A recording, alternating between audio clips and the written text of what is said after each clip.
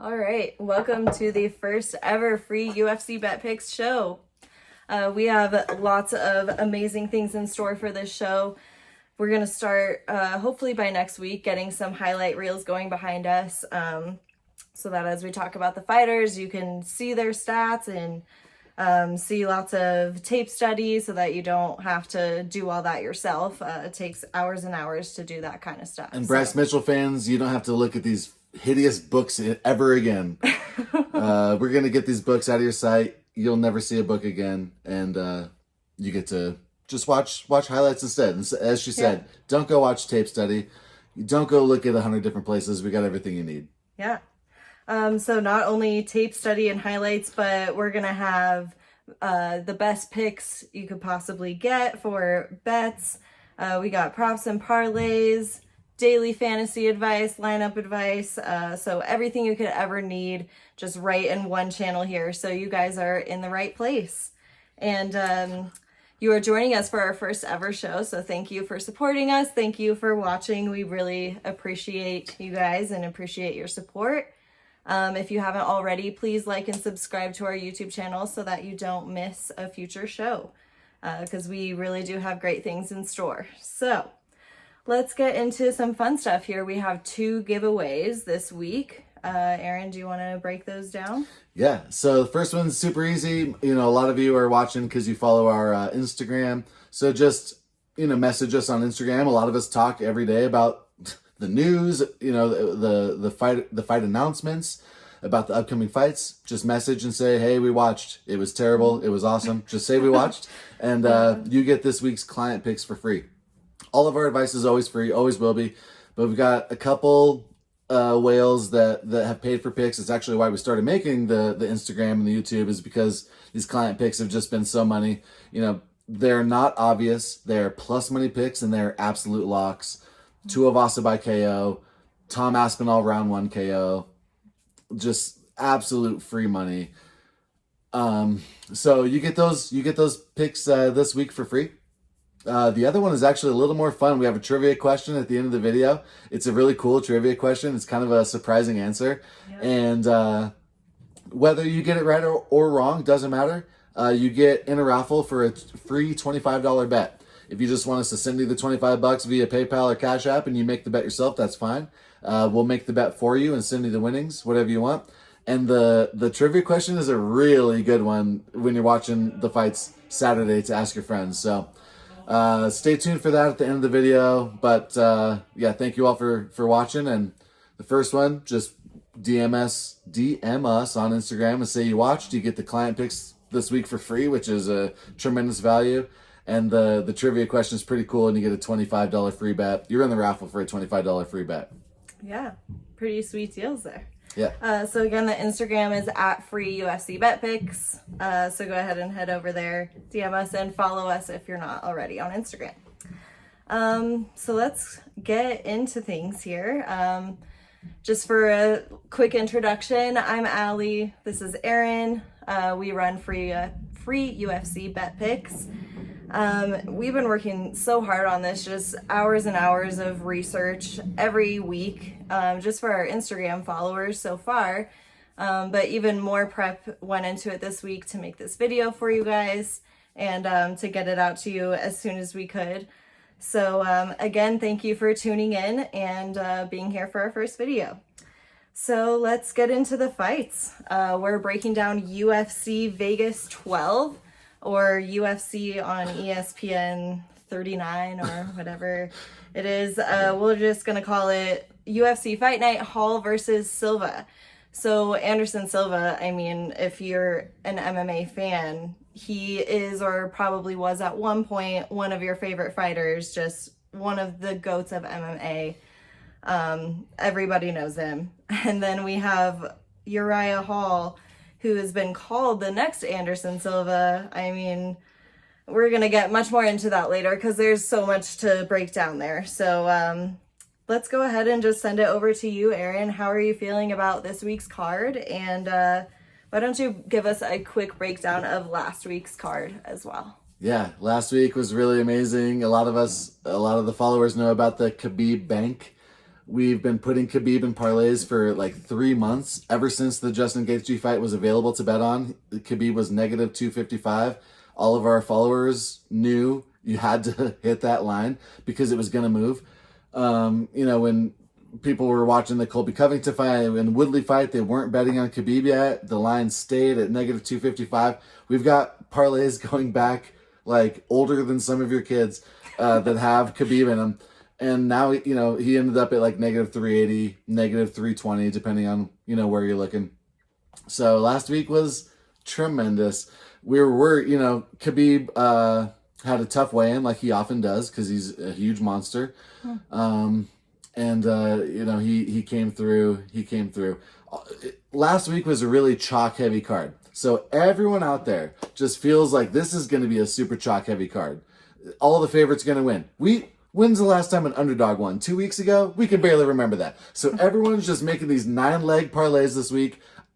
Like we always say, keep your parlays short, keep your bets small. You never want to bet over half your bankroll on any one week. You never want to bet more than 10% of your bankroll on any one bet. And it's especially hard after a week where all the favorites win. All of these lines this week have just been steamed. Every favorite is negative 300 or negative 400. It's a little bit ridiculous, but I gotta admit, this should be a nice parlay, heavy card. We play favorites and parlays. We don't, bet on ridiculous props. We don't bet on, underdogs too often, and we definitely don't waste our bankroll adding in NFL overs and unders. Keep your bets researched, keep your bets small, and we just keep ticking up. If you can increase your bankroll 10% every week, like Warren Buffett, the richest people in the world, would pay you $1 million to do that with their money. Yeah. Never dismiss the value of getting your own money back. So last week we, won a lot thanks to the Khabib bankroll. Much of that was just from last week's fights. Some of that was Super Bowl parlays. And the Amanda Nunes bank got a really big deposit. Hope that makes sense. Just do not dismiss the value of getting your money back. All right. We don't need to make crazy long parlays and put a bunch of methods and round betting into your parlays. So the first fight tonight actually is one of the hardest ones to pick. And like many cards, this fight often ends up in the optimal lineup in daily fantasy. It's often a finish. It's often a high volume fight. So excited to get into it. Yeah. Before we get into those fights, I do have to ask, Khabib did lay down his gloves in the fight last week. What do you think about that? Is that going to be the last we're seeing of him? It's interesting. A lot of fighters use a retirement as a gambling chip, just a negotiation play. Conor, how many times has Conor, threatened retirement, right? Yeah. When Khabib did it, and he says it's because of his mom, even DC, one of his best friends, Dana Cormier, it's very believable when Khabib says something. And he said it. He says, I stand by my word. When I say something, that's the way it is. There were prop bets on mybookie.ag that were, and if you need a referral code for some free money, message us and we'll get you the referral code. There were prop bets about will Khabib fight again or not. What a star he's become. There were times where everyone was hardcore fans were saying this is a future champ, and casual fans had no idea who this guy was. That's rare. And now just because of the Conor fight, he's become such a transcendent star. When you jump out of the octagon and it's hard to forget that fight. It's hard to forget. Yeah. And the lead up, just but Khabib's late father, a lot of respect for him. Khabib's late father invited Conor to come to Dagestan. And he said, we got to squash this. Our religion is about love, and I'm probably not doing it justice. I'm trying to paraphrase, but so much respect for, Khabib's whole family. And a couple days ago, I would have said I totally believe him. All the news the last couple days is that Dana White has convinced him that he's going to come back. So who knows? Yeah. I tell you, Connor, there's prop bets on who's going to be the next lightweight champion. Connor is even money. He's plus 100. Dustin's like negative 200. Michael Chandler's like negative 400. When Connor comes back, when Connor becomes champ and is running his mouth, I think it's going to be tough for Khabib to not come and shut him up. Like, I mean, I hope he does. Yeah. Connor right now is like negative 184 over Dustin to win. And, the UFC likes to sell fights. What better way to sell pay-per-view than at the last minute to say, oh, this is for the vacant UFC title. So I think there's a really distinct possibility that they make Dustin and Connor fight at 155 and that it's for the title. Connor wants to do that fight at Cowboy Stadium. Texas, like they're going to allow they're going to allow the crowds to come in, right? Yeah. And that's why Connor wanted to do it in December. Connor's actually, I think, afraid that someone's going to beat him to the punch and someone's going to have a crowd-filled fight before him. Yeah. So he was like, oh, I'm down to fight Dustin, but I got to do it in November, December. And Dana said, we offered it for January. Take it or leave it. Connor is so much looking forward to coming back and winning in front of a crowd again. I have so much respect. He lives for that. He lives for that, and it does all his endorsements, all of his sponsors. Proper 12, the whiskey. It's just the crowd being there, especially at one of the biggest arenas in the world, Cowboy Stadium. My gosh, I would look so much forward to that, and I got all the respect for Dustin in the world, but I expect a similar outcome to their first fight. People say that Dustin got an eye poke, and after that, Dustin was looking at the ref and Connor just finished him, but I've seen nothing from either one of them, especially recently, that tells me that Connor's not going to absolutely knock Dustin out in the first or second round. And a lot of people, call me a fanboy, but hey, you see how much I love Khabib. I love Khabib so much, so I'm not just a Conor fanboy. I think Connor's going to dust... like Izzy would say, he's gonna dust him, and Izzy was wrong. We picked, everyone don't get carried away when your experts that you follow got every fight right last week. It's because the bookies got every fight right last week. The only fights there were to even decide on were Tuivasa, and a lot of people picked Struve. He's tall, he's got submissions. Tuivasa by KO was free money, and our clients are paying their mortgages thanks to it. And the other one, the other close fight was Whitaker Cannonier. A lot of people were picking Cannonier. Bobby Knuckles was just free freaking money. So everyone you follow, they either went like 10-1 with a draw or 11-0 with a draw because of Jung Alvey. Don't get carried away when everyone won last week. It's really important to look at the long haul. All right. Let's go ahead and fired up. We're fired up.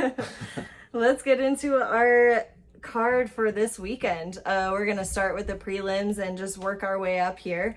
So starting with a bantamweight fight between Miles Johns, who is our favorite at minus 165. He's got a record of 10-1. And his last fight was actually his first career loss. So a lot of people are saying that he's not going to allow a second loss. That 10-0 record meant a lot to him. And when he had that loss, he's just not going to repeat that mistake. He's got a 1-1 record in the UFC. And he is going up against Kevin Natividad, who is the underdog at plus 131. He's got a record of 9-1. It's his UFC debut. Out of those 9 wins, he's had 5 KOs, and he's coming off of a 5-win streak. So, I mean, as the first fight of the night, this is pretty exciting. What do you think, Aaron? It really is. And like I said, so similar to what I was just describing, the handicappers, they're going to prove their value this week. Everyone can tell you that, Dustin Jacoby's going to win and Kevin Holland's going to win, right? Sean Strickland. These are where you differentiate yourself. Personally, these are the fights that you fade. We don't bet, we don't gamble, all right? We don't gamble. There's no gambling involved. But so these are, Clint, diehard MMA podcast, follow that man. He would call it a fireball and popcorn fight. Craig Allen from Fight Night Picks. Follow them. Him and Matt Allen are the smartest two handicappers in the world. He calls it a poppin' popcorn, right? Like, this is just a great fight to watch. This is also a great fight to target on DFS, and we'll talk about that later. Kevin Natividad, he really only has his contract because he was a late replacement option for Brian Kelleher. He was like a negative 400. I'm sorry, Kelleher was a negative 400, minus 400. Natividad was a huge underdog to Brian Kelleher, deservedly so. This guy would not be in the UFC. We all know during the pandemic era, there's a ton of fighters that should not be in the UFC. But Kevin Natividad is one of the more applicable examples of that. That Kelleher fight didn't end up happening, but this guy got a contract because he accepted it. Now they got to give him a fight. Lucky for him, they give him a fight that he can actually win. Him and Miles Johns, they're both coming from LFA, I think, and they're both similar size. They both have similar style. I mean, Miles Johns likes to, wrestle, and, he has kind of a lay and pray reputation, not the most exciting reputation, but he's explosive and he's got submission game. Whereas, so Miles Johns has explosive submission game. Natividad's got the striking, and everyone's really excited about his, not necessarily his takedown defense, but his get-up game. And to be honest, I don't really see it. This kind of screams live dog at you, and I get it, and especially at the weigh-ins. They stared each other down really well. It was a nice, intense stare down. Natividad's shredded. He's big, but I just really don't see it. I do think that Miles Johns is gonna kind of lay and pray for a victory. Miles Johns has got these big kind of looping overhands. He doesn't have great striking, and it's not even really strong. It just gets you to react. It gets you similar to Bryce Mitchell. We'll talk about it later, but he has a pretty good striking efficiency. When you're good at wrestling, it gets easy to punch people. It's like Khabib, just looking down, level changing, and all of a sudden Conor puts his hand down, and Khabib all of a sudden is knocking down Conor McGregor, which is kind of wild. When you're a good wrestler, it's easy to punch a guy in the face or a woman. Greg Hardy, that's not an invitation. No, sorry, couldn't resist. But Bryce Mitchell, he's not a great striker, but he has if you just look at the stats, he has pretty good efficiency. So you guys all get the point. And if you play UFC 4, there's no fight IQ involved in playing EA Sports UFC 4. But if you play previous UFC games, if you're worried about that takedown, you take shots. So, the Natividad has nice striking. He's got decent get up game. These lightweight fighters, lightweight and low level fighters, it's gonna go to a decision. You say, freak, I'll take the underdog. If it's a pick 'em, if it's a coin toss, I'll take the plus money. I really do think that Miles Johns is going to win a pretty decisive victory here. Miles Johns by decision, plus money. I don't hate that.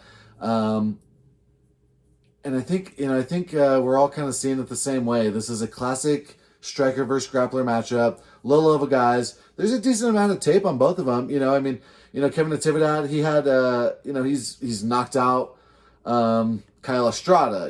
That split win versus Andy Perez. A lot of people think Natividad lost that, but he doesn't necessarily have the pop that people think he does when they say, "Oh, I'm going to take the striker over Miles Johns."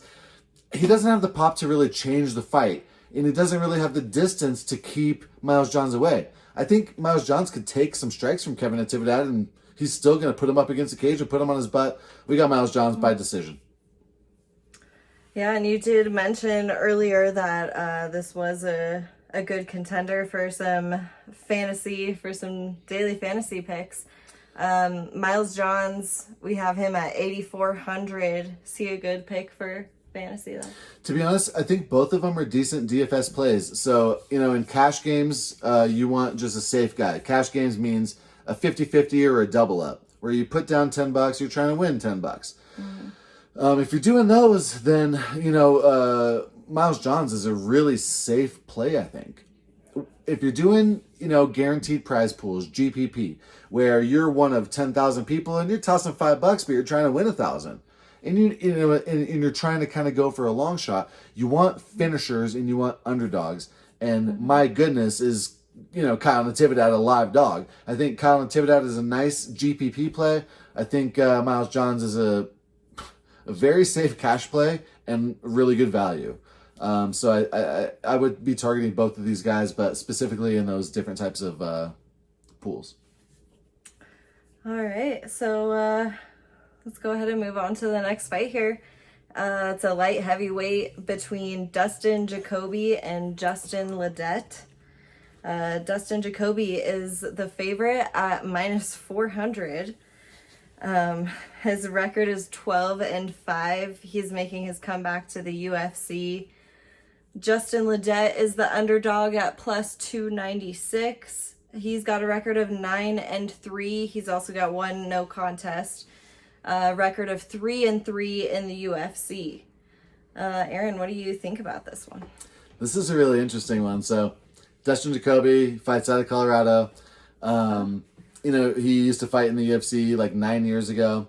The last 8 years, he's just been fighting like freak show fights. So he fought in SCL 74, King of Sparta.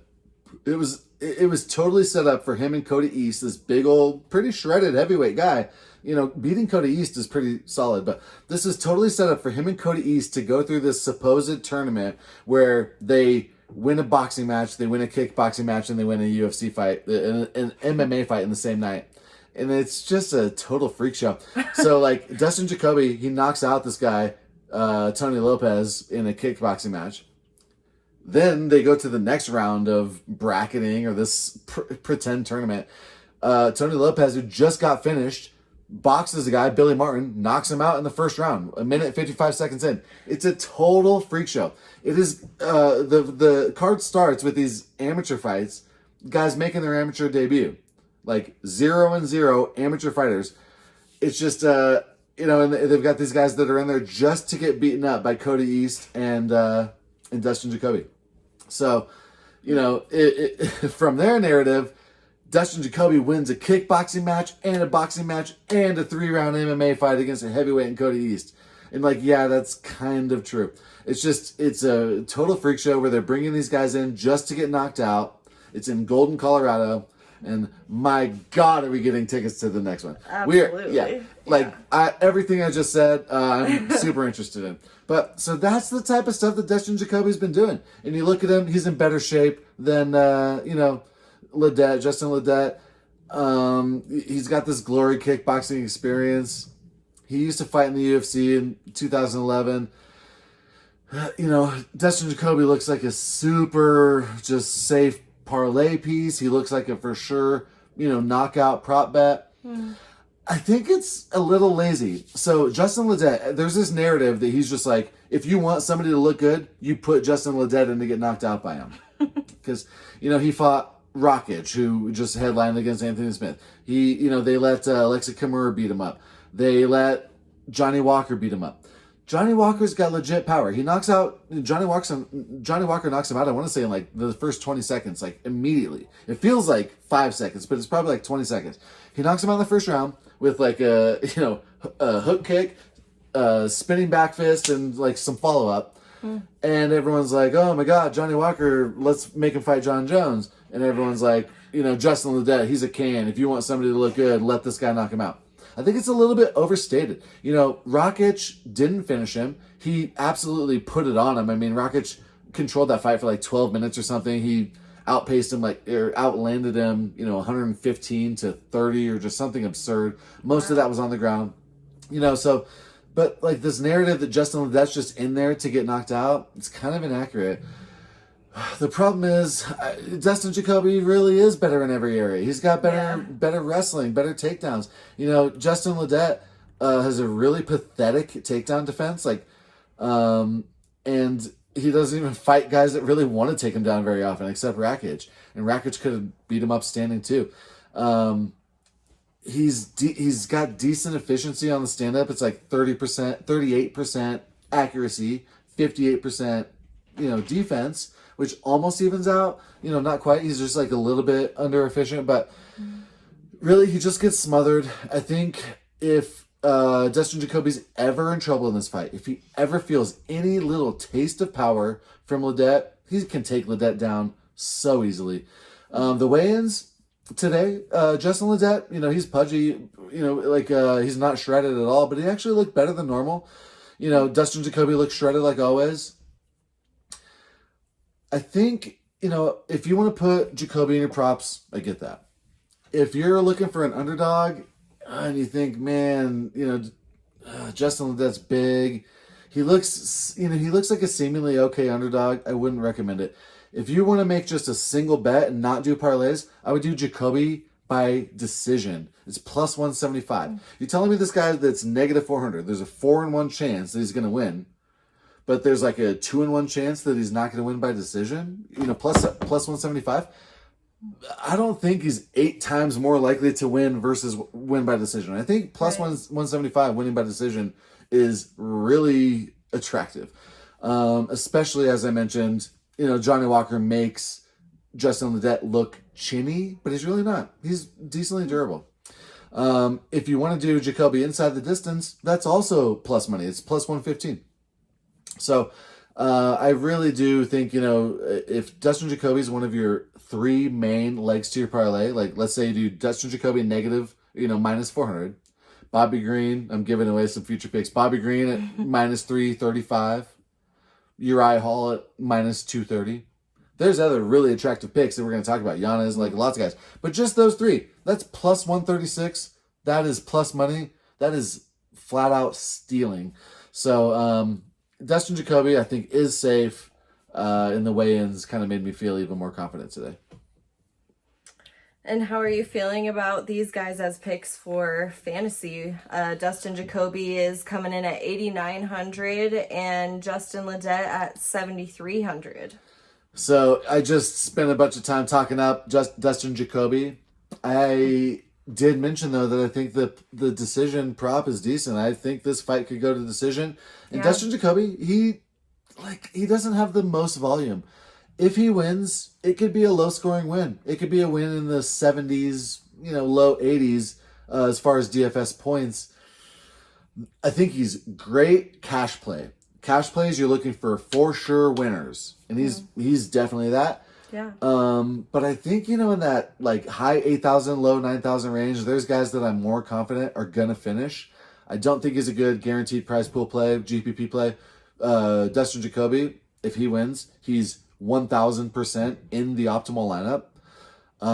So if you're looking for a punt play, I think Justin Ledet, there's, as far as live dogs go, I think Justin Ledet has a slim chance, and if he comes through for you, he comes through at minimal salary, and you're in the optimal lineup. Yeah.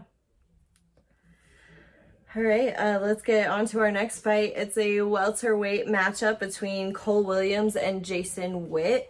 So Cole Williams is our underdog. He's at plus 119. He's got a record of 11-2, a record of 0-1 in the UFC. Jason Witt is our favorite at minus 148. He's got a record of 17-6, also a record of 0-1 in the UFC. So not a super exciting one here. The people's main event, right? Yeah. Yeah, real high level MMA we've gotten for the last 7 months. In all honesty, these guys are a little bit better than it may appear. Jason Witt, he's shredded, stocky, good wrestler, gets inside, gets you down, and he wants to smother Cole Williams in this fight. Cole Williams is a little longer. We've seen him super pudgy. Today he was a 3 out of 10 pudginess, which doesn't really bode well, but it's better than we've seen out of him previously.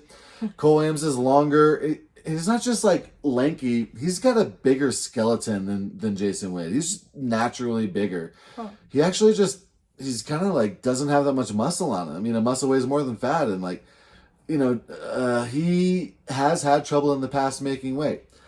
But we think, maybe he's a live dog. There's not a lot of live dogs in this card. We're looking for live dogs. Cole Williams, he's tall, he's long, he's got striking. We think, oh, this guy's got live dog written all over him. And then he has trouble making weight today.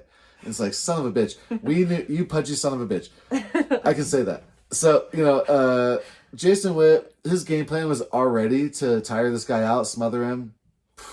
I think Jason Witt, like, if we wake up in the morning and he's negative 230, I wouldn't even be surprised. This has been a pick 'em fight, but Jason Witt, I think, his short, low center of gravity, takedowns, smothering offense, good cardio, and he's a muscled guy. That's the type of body, short, stocky muscle doesn't scream cardio at you, but he works hard. He does have good cardio. Definitely better than Cole Williams. Cole Williams does have a wrestling background, and that's part of the reason why people were betting him a few days ago. You think they both kind of want to hold each other against the cage. It's a question of who you think can do it. Cole Williams has had that long layoff, a year-long layoff. He does look decent as compared to previous, but I think Jason Witt is one of the better values as far as favorites go on this card. He trains with James Krause. James Krause, all of his fighters always have good game plans. They know their weaknesses, they know their strengths, and they stick to them and avoid them, respectively. And I got Jason Witt all day. All right, and are you picking any of these guys up for fantasy? I mean, we're probably looking at a decision one here. You're so right. Yeah. So a couple days ago, Cole Williams was one of my favorite punt plays. Low cost, low salary, high value. If he wins, it's probably going to be decently high volume and likely a finish. Now after the weigh-ins, I do not like either one of these guys as a DFS play. All right, sounds good. So moving on to our next fight, it's a middleweight fight between Sean Strickland and Jack Marshman.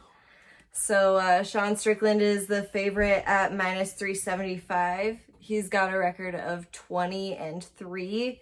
In the UFC, a record of 7-3. Jack Marshman is the underdog at plus 277. He's got a record of 23-9, a record of 3-4 in the UFC. And we do know Sean Strickland is coming back after a long layoff, hasn't fought since 2018. What do you think about this fight? Yeah, so another one here where it seems so easy, and I got Strickland. We got Strickland. But it's because of the long layoff, a motorcycle accident. To be honest, it's kind of like a running back, where sometimes these running backs have a long injury, and you're worried about their longevity and their durability, but it's like, no, this guy just saved 2 years off of getting tackled. Sometimes having a layoff is not the worst thing. Strickland's young enough. He was 27 last time he fought. He's 29. And I think it's going to be okay for him. He's moving up. We were wondering how he was going to look body-wise. Is he going to still look shredded, or did he just tack on some unnecessary weight? He looked shredded at the weigh-ins. Yeah.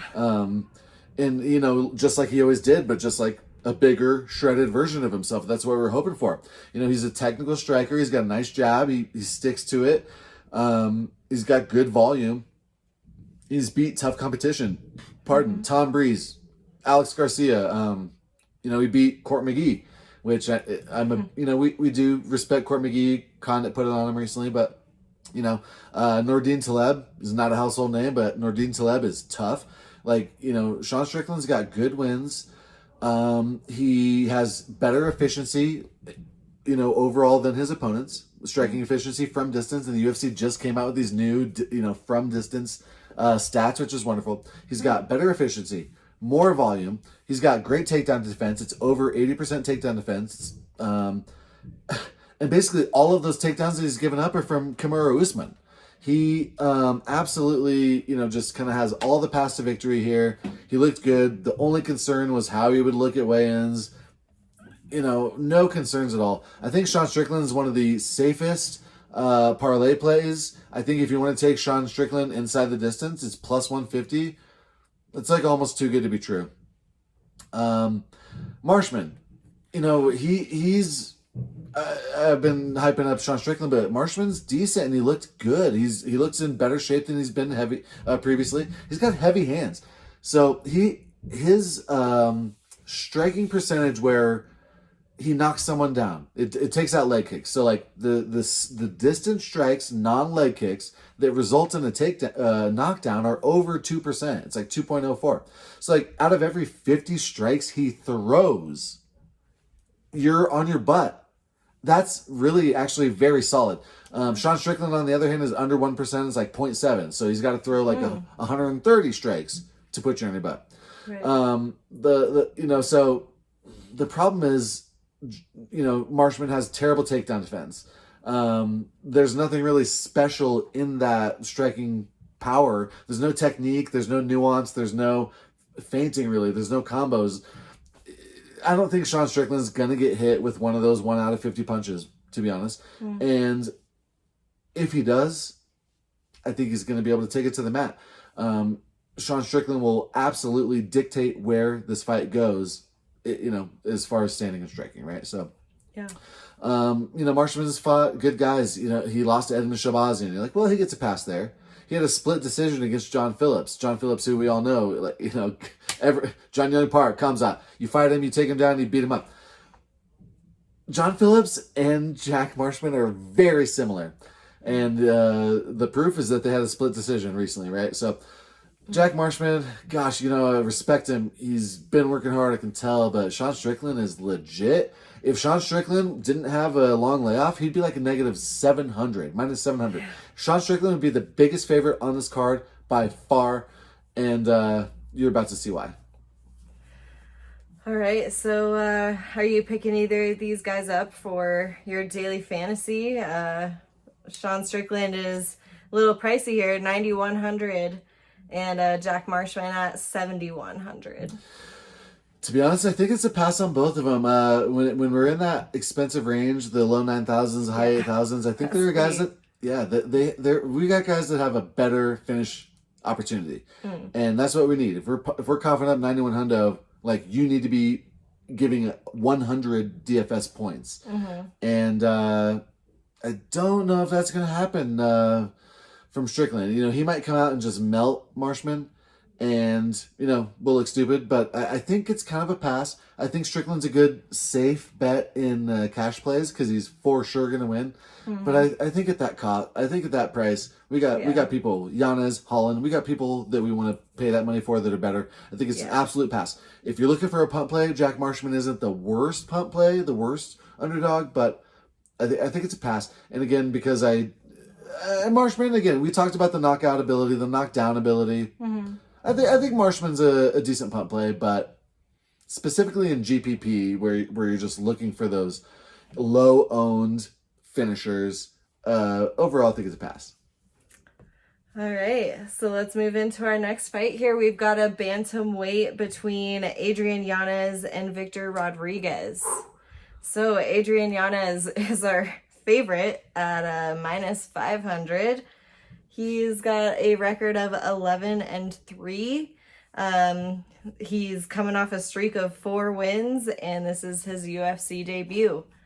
Victor Rodriguez is the underdog at plus 356. He's got a record of 7-2. He is also coming off of a streak of 4 wins, and it is also his UFC debut.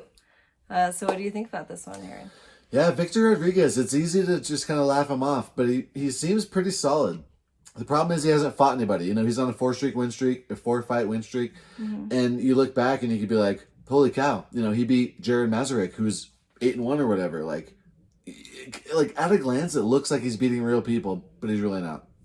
Mazurek is kind of submission or bust. Not just submission or bust. He's like fluky submission or bust. He's like rolling knee bar, arm bar from guard type submission or bust. He's not like a wrestler who goes in there and offensive subs you really, and so when Mazurek couldn't submit Rodriguez just hammer fisted him into them. It was like a really low fight. It's Alaskan MMA. I mean, they have long days during the summer and short days during the winter, and not a whole lot of high level MMA out there, right? So Victor Rodriguez, like he looks ready though, you know, and he's not undersized, to be honest. Everyone, oh, you know, he's the mini Masvidal. Like everyone's super hyped on Yanez. It's a little overstated. At negative 500, this becomes a pass. Yeah. Because these small fighters, I think Yanez could finish it, but these small fighters that don't necessarily finish fights and it becomes a technical boxing match and it's even and you're getting a split decision. My God, how much are you sweating if you're coughing up $5 to win $1 versus if you're coughing up $1 to win $4.50 back? You know, so this kind of screams dog, right? But you know, I do think Adrian Yanez is safe. I do have him in a ton of parlays. We got Yanez by finish in a lot of parlays. I think Yanez is perhaps the safest bet on the whole card. I mean, now that Charles Ontiveros is, you know, coming up to fight Kevin Holland. You know, Kevin Holland's obviously the safest parlay pick on the card, but he's like negative 800 or whatever. So, you know, Yanez by KO negative 143, minus 143. Like that shows, like, you know, for this, you know, bantamweight fighter to win by knockout, it's like 1.5 to 1. Yeah. Inside the distance, you know, you never know. Sometimes these guys, they'll be knocking him out, they'll be pounding him out. The ref doesn't call it. They gives up his back. He chokes him out. He taps out. Sometimes these knockout TKO fights are so dominant that the guy just gives up a sub. So since it's not that big of difference, I would not go Yanez by KO. Definitely go Yanez inside the distance at minus 165. It's a difference of just 22 points, minus 143 to minus 165, but you do not want to cost yourself if the guy gives up his neck and Yanez chokes him out. So go Yanez inside the distance at minus 165, or just put him in your parlays. Never dismiss. If you're sure Yanez is going to win at minus 500, and you're like, well, that's not enough juice. Put your entire bankroll on it. Get back 20%. You will be way better off tomorrow, you know, Monday morning, Sunday morning, than 70% of the bettors who come out even or behind, right? Like the bookies, the Bellagio, they don't build billion-dollar casinos because of us stealing their money. If you can just get your money back and steal 20%, you cannot dismiss how important and valuable that is. So don't get too greedy. Don't get too long in your parlays. Do round robins. You know, do round robins where you got 7 fighters and you're just going to do two fight parlays all the way around the board. You're going to end up ahead. Don't get too greedy, all right? You did say Yanez was probably one of the safest wins of the night. His DraftKings price is a little pricey up there at 9,200. Victor Rodriguez at 7,000. You gonna put either of these guys in your lineup? Yeah, if kind of giving it away a little bit. You know, we talked about these other high priced fighters, and I'm like, how can you pay $9,000 when you got Yanez sitting there, right? Yeah. So I gave it away. Yanez, I think, is a for sure core play lock. GPP cash, he's gonna win, and he's gonna win decisively. And of those expensive fighters, I think Yanez is the safest and has the most upside. As far as you know, do we think there's any opportunity on Rodriguez as an underdog? I really don't think so. I would not use him as a punt play. I think there's better punt plays, like Maurice Green. Like, if you're gonna go for a punt play, I get it that, you know, like I mentioned, these guys might just have a kind of back and forth striking battle, and then you're like, holy cow, that underdog is really valuable. I think there's better options for a punt play. I think Yanez in DFS, Rodriguez now. All right, sounds good.